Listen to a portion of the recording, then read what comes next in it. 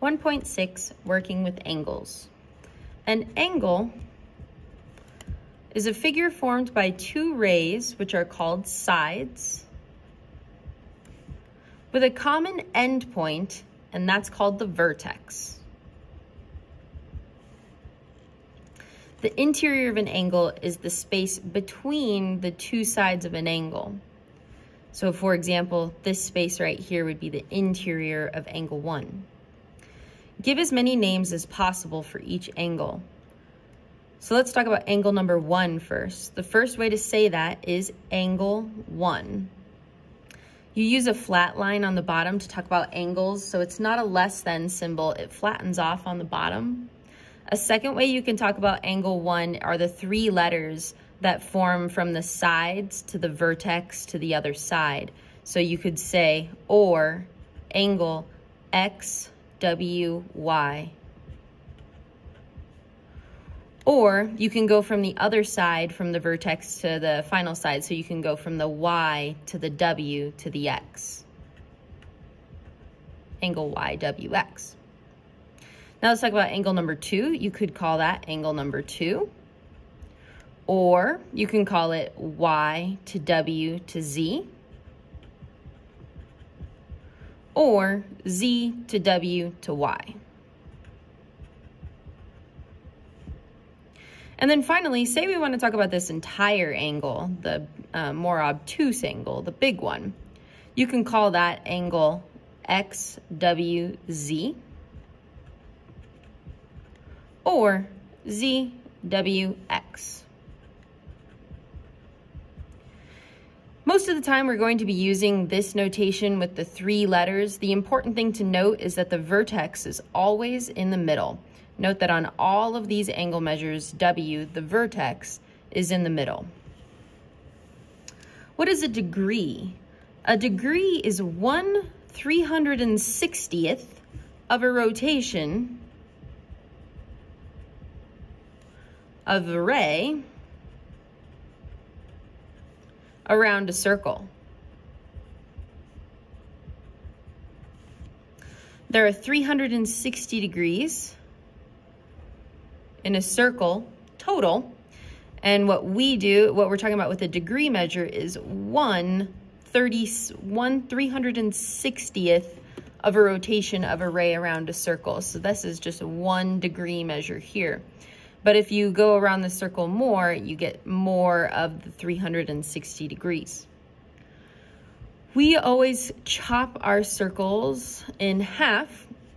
And when talking about a measure of an angle, it's going to be a number between 0 and 180 degrees.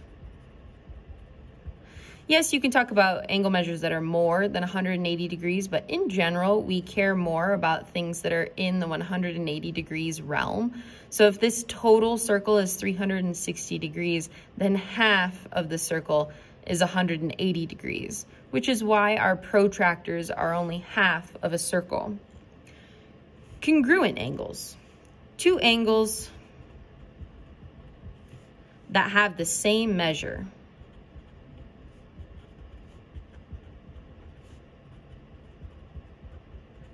You do use the congruent symbol between them when you talk about them. And also, when you're talking about it on a diagram, you use something called arc marks.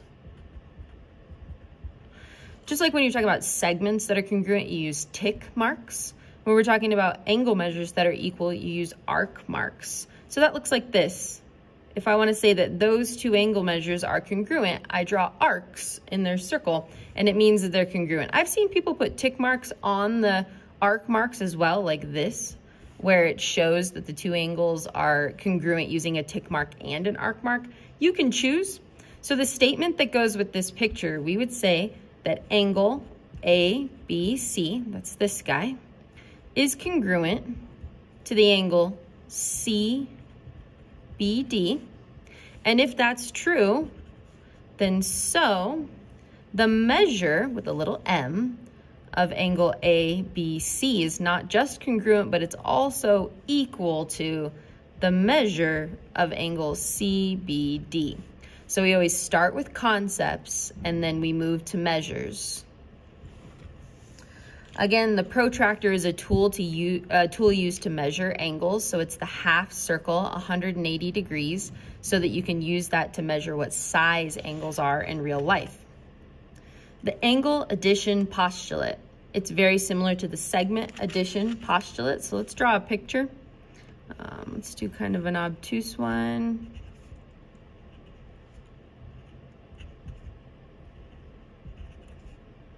So there's ABC, and say we chunk ABC with another ray. I'm gonna put BD as the ray here.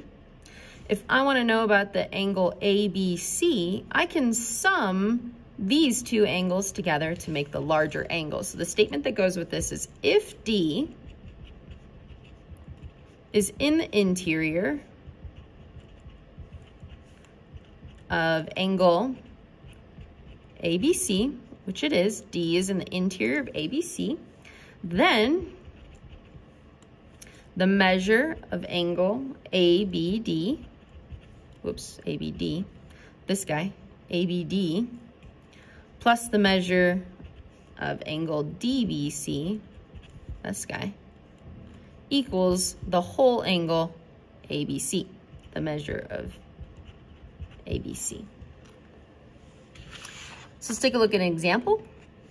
Given the measure of angle 1 is 24 degrees, I'm just gonna label that on the diagram, and the measure of angle 2 is 62 degrees, we would like to know what is the measure of PRS, P to R to S. So we would like to know what is the total sum of this entire obtuse angle. Right now we only know 2 of them, but look at this diagram carefully.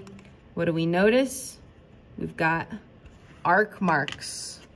Those arc marks tell us that those 2 angles are congruent. So if angle 1 is 24 degrees, then angle 3 is also 24 degrees.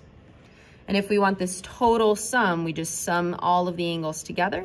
24 plus 62 plus 24 gives us the measure of angle PRS is 110 degrees. Thank you.